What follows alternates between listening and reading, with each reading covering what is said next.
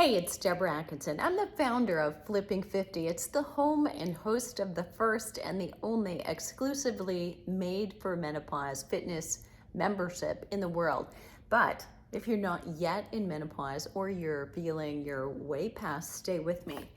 Because those hormonal changes that happen at midlife, we can actually start doing something about how that change happens earlier. And so we get there better and having a smooth transition during. And we also can still be affected and impacted until death do us part, because the changes that occur with midlife, whether it be our metabolism based on our muscle or our bones and bone density, those things are going to affect us for the rest of our lives. And we still have some of those master hormones, even though we may have very low levels of estrogen, progesterone, and testosterone for life. We do have some, and we always have insulin and cortisol. So it all still matters. So stay tuned. And the tips that I'm about to share with you will apply to anyone. They will apply to the males in your life. They'll apply to the females, the younger females, and the older females in your life.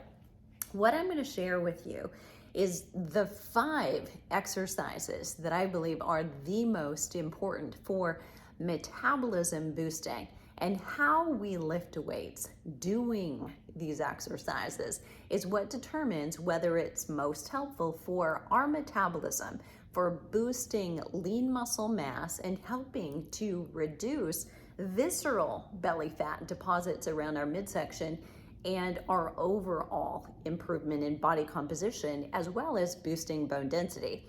Just blanket statement lifting weights or doing resistance training doesn't accomplish all of those things. So I'm going to talk just a little bit at the end of the video about how to get the best results, what weight, what repetition range to start at, so that you know you're beginning safely to lay a strong foundation, and specifically how you would progress. So given that, I want you to watch all of these, listen to the tips specific to squats, to what we call a hinge exercise. In this case, I'm giving you a single leg deadlift, lunges, so that potentially if you felt I can't do those, they bother my knees, any one of those 3 exercises could actually be something that bothers you or you think you can't do because you've never heard cues given in the right way. It hasn't resonated with you. What I find after 38 years of full-time work in the fitness industry as an instructor, as a personal trainer, a medical exercise specialist, strength and conditioning coach, and a senior lecturer in kinesiology for 15 years, where I taught trainers and emerging physical therapists, medical health experts how to teach exercise. Lo and behold, most of the time, women who may believe I can't do those because they hurt my knees have never been cued in the proper way. No one's ever watched them literally or corrected what they've seen. So you may get surprised to find you can do them now that I know how to do them safely. Or you may also be able to walk away knowing I've done everything I can to modify and get better technique. Maybe they're still not working. You'll have some ideas about, now I know I need modifications for this one where I can use those same muscle groups to get some of the similar rewards without the risk. That's really what we're all looking for. How can we get the best result, and we can weigh the risk and reward ratio, so we're always going up with reward and keeping the risk very low. So let's watch for squats, for a single leg deadlift or hinge, your lunges, your chest press, and a row, and looking at what is good form, what does that mean, and what are some variations for some of those exercises. So watch here, and I'll be back at the end. Hey, it's Deborah Atkinson. Are you doing squats and lunges and it hurts your knees? Watch this. No. Do this. Do this with me. So if you're doing a squat and you're coming down like this and it hurts your knees, sister, it hurts my knees too. Here's how we're gonna do it instead. I want you to put your weight on your heels. Your toes are there and they're wiggling in your shoe. I want you to sit back. Did you see the difference? here's what hurt my knees. Here's what doesn't hurt my knees. There's a little bit of flexion here, but the most flexion happens right here. So it's like I'm sitting down in a chair, got more forward tilt through my upper body, and yet I'm not allowing this to happen. When you feel the weight go to the balls of your feet, you're definitely going into your knees. If you sit back, weight's more on your heels, you're using this, connecting with it, you'll feel it here, but not in your knees. Helpful? Hey, it's Deborah Atkinson, host of Flipping 50. What about your deadlifts? Are they hurting your lower back? Here's why they might. If you're standing on two legs, holding a weight either in each hand or here, you're gonna come down potentially. The connection with hamstrings and glutes can already be a problem. By the time we're 45 or 50, lower back issues are a problem. So let's remove that. I prefer to do one leg. It's called unilateral work. Holding the weight in my opposite hand, and I'm gonna come part way and then come straight up. That's what your hip does, extension. Use the glutes, and you'll be much happier through the lower back and get better results. This is a beautiful deadlift done with a single leg, safer for your lower back, more effective for your glutes. Here it is, the most requested exercise tip, and I can only unpack a small bit here. I'm gonna do a stationary lunge. We're gonna start here. If you'd like a full-blown, full-length support video talking about rear lunges, side lunges, front lunges, and all of the variations, done correctly, comment below, because it's coming. Stationary lunge, here's positioning. For every lunge, knee over heel. If I'm out here, I've got stress. If I'm here, my weight's now on my heel, no stress. I can be back here, and I'm still getting the work in my bum, my quadricep, and getting an opening here. I like a long leg, not a drop the knee down. I want this stretch, and I want lifted, tall torso. In this chest press, I'm in a gym. You don't have to be. I'm on a bench. You don't have to be. At home, I'm on the floor. But do pay attention to what I'm doing and where my arms are. They're not straight out to the side. They're not by my own sides. They're at about 45 degrees. I also stop as if I was lying on the floor. I started with bilateral movement. That means both arms. Now, while I stabilize my left arm, I'm moving my right. This is called unilateral movement, but I'm also putting a weight in that other hand, so it's still working. That arm is working. Now, you could do it without. These are just variations that change the work, make it more functional when you're doing it. Imagine how we work and live. Holding a baby on one arm, opening doors, stirring up pots on the stove with the other. That's a very smart way to exercise. Last but not least, I finish with alternating arms. Again, very functional, and both arms are really still working throughout this range of motion.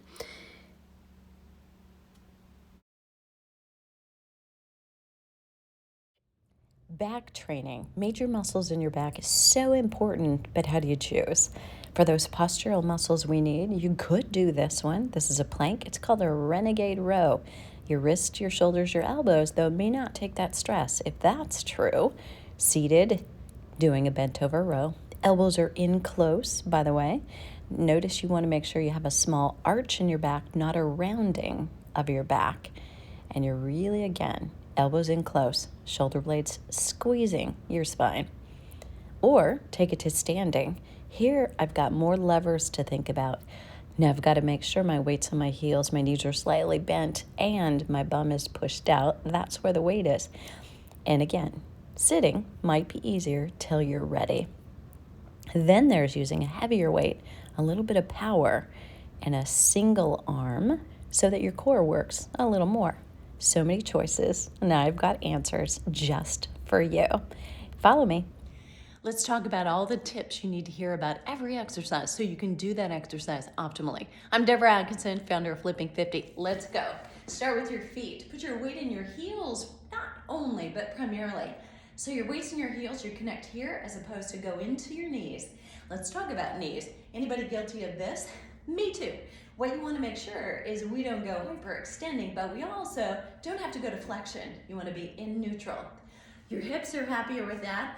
put your hands on your hips, fingers here, thumbs in the back, and ideally, you're not gonna dump water out, in back, or in front. You're neutral, and your spine, baby, is a lot happier with that. Talk to me about your shoulders. If they sneak up here, I want you to drop them down, open back, and all of a sudden now you feel ease here, and you have much more range of motion in your neck. Now you're ready to get results from your exercise. I hope you found that helpful for certain tips. And this is one that those tips came rapid fire. There were a lot of them. So some of them may feel like, okay, I knew that, but didn't know that, knew that, but needed to hear that again. And you may want to replay that again and again. So what I want to answer is the question that most people will ask me frequently is, what weight do I start at? What weight were you lifting? I'm going to answer with a little tongue-in-cheek response, and that is, the weight that I was lifting is none of your business. And here's why. What is heavy for me, what is light for me, and what is heavy for you or light for you are very different. So what I instead can give people is, here's a repetition range. And what I want you and I to understand collectively is, what is muscular fatigue? What should it feel like when you're at the end of a set? So a set would be a certain number of exercises we do before we put the weight down and we rest and recover before the next exercise or before the next set when we revisit that for the same muscle group. Fatigue means if I were to give you 15 repetitions, that's how many I want you to do. By 13 and 14 and 15, I want it to be getting challenging. I want you to be asking, ooh, I don't know if I'm going to be able to get those last couple. This is getting challenging. And I will tell you that fitness, strength training is one of the only areas in the world where failure, temporary failure, is actually success. Because what we need more in our older age than we have ever before is intensity. And the intensity in weight training comes from reaching muscular fatigue. The amount of overload is the amount of stimulus we put on our muscles. If we lack the stimulus, we will lack the results that come from it. So if we want to have an impact on our bone density, we need more weight. We need to reach that point of overload so that the muscles between the workout on Monday and the workout, for instance, on Thursday, tend to get stronger by not just compensating, but overcompensating. That's how at the beginning of a program, you're able to pick up 3 pounds. And then as you move through, you can pick up 5 or you can pick up 8 or use your corresponding weight, but you get the idea. That's how we gain strength. The muscles don't just recover back to their normal after they reach fatigue during a workout. They overcompensate. And that's all true, especially if you're getting your sleep. You're getting your rest between, not overworking or overtraining, and you're getting adequate calories and adequate protein. We do need to eat to stimulate bone and muscle. We need protein, but we need all the micronutrients actually to be working for us. So if you're under eating or under taking in that protein, those are areas where you also want to look at if you're doing the exercise correctly. So let's talk exercise range and repetition range. When you first start, if you happen right now to be a beginner, here's where you want to go. I like that range of somewhere between 20 and 25 repetitions. Now you don't want to go much higher than that, or we're just going to get wear and tear on the joints. So there's a certain amount of stress you and I can agree will happen if you are doing too heavy. We're all going to risk strain if we do that. You know that from taking your carry-on suitcase and trying to put it up and overhead in the bin and finding that was not the best thing for your shoulders. You know it was too heavy, right? So we want to be careful of committing that sin while we're exercising when we have the choice of what weight we're actually lifting. So if you're doing about 20 to 25 repetitions, you can choose a weight then that is lighter because you're going to do those reps. Now again, still wanting to reach fatigue. So if you think I'm going to try to reach fatigue by 20, maybe 25, but that's it, then you'll know when I'm about halfway through. I like to ask the question, all right, I'm at 12. Am I halfway there? And if I'm not, I may put that weight down and pick up something heavier to make sure I get to muscular fatigue by the last repetition. There's a dance there as you get familiar with different weights and how they affect you. So just keep a journal, write it down. How did that feel today? That matters. So as you progress, what's happening early on when you're a beginner and you're doing those higher reps and lower weight? What's happening is what we're doing is learning to send a stronger signal from the brain to the muscles. So let's say we're doing a bicep curl. What's happening is your brain is sending signals to these muscles that maybe haven't been working for a while, maybe have been lazy and actually haven't been doing manual labor because you've been typing away at a keyboard way too much, haven't we all? So what happens is we're just gonna start recruiting more muscle fibers, some of those that have been lazy and dormant, and we're gonna recruit the fibers we're already talking to, but get them to fire stronger. All of that is happening in the first 6 to 8 weeks of an exercise program when you first begin lifting. And we can't hurry it. It can't be rushed. So there's no benefit to going heavier than necessary at the beginning.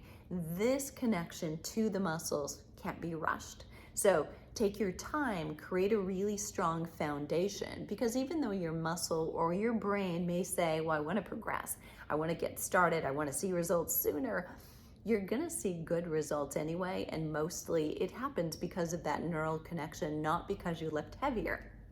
And you don't want to be that person who skips the building of this really strong foundation that your connective tissue needs. Your muscle and brain may feel like, oh, let's go. But your connective tissue, the soft tissue around your joints and your ligaments, needs a little longer adaptation period. So lay that foundation. You'll later make more progress than someone who doesn't, who may be more at risk for an injury. So don't rush that one. When you are ready to progress, for 2 weeks, say you've been doing your up to 20, 25 repetitions, you've been reaching muscular fatigue, you're feeling pretty good, you can increase the weight by decreasing your repetition range to about 15 repetitions. Now we're still having plenty, that's kind of a mid-range. So it's 15, and I always say plus or minus 3. That might mean you fatigue at 12. It might mean realizing you could still do up to 18, but you're still within range, because it's not an exact science. If you go to do your workout on Monday and you're really fresh, you had a great night's sleep, you had a great weekend, you may be actually able to do more with one weight. But on Thursday, say you had a poor night's sleep before the workout, or you weren't quite fueled well enough, you'd had a lot of stress, you may find you're not as strong or able to do as much. So every day is going to be slightly different. So you just have to play that dance and look at your trend. That's the most important piece. As you progress, you may start to find old injuries or a current injury keeps you from going any heavier. And that is good. It's good news. What you want to do is define, where can I go heavier, where should I not, and where should I hold back on going heavier? Because there are other ways to overload, like slowing down or doing a few more repetitions on certain exercises. But what I want you to do is to try to progress to a heavier weight when it's possible for you to do so safely. And that, again, 2 weeks later, you may then increase your weight so that you can only get 10 or fewer repetitions. That is going to be the most beneficial for metabolism boosting, lean muscle mass, and also building bone density. For those of you that want to increase or enhance your performance, say you want to become a better runner, you want to run a little more powerfully but smoother, or you want to hit, I can't put it in the middle of the fairway for you, but you want to hit it a little further and have a little bit more power in your golf swing, doing some of those lighter weight, higher repetition ranges is much more related to performance. So somewhere within your workout, you may go heavy because of longevity, and living older and stronger longer is going to be important to all of us. But you also may want to put in a few of those lighter weight, higher repetition range movements to enhance your golf game, as a for instance. So we've all got different goals. You want to identify yours. That's going to keep your motivation higher. But the key is doing the exercises correctly, injury-free, feeling more comfortable while you're doing them. I hope that was helpful. I hope that you will review all of those exercises and the small tips that I've given you as far as the biggest and most important nuggets for setting up your exercise. For more help, you can find me at flipping50.com. We do a 12-week program 4 times per year. It's open only at certain times. You'll learn more about that at flipping50.com/get stronger.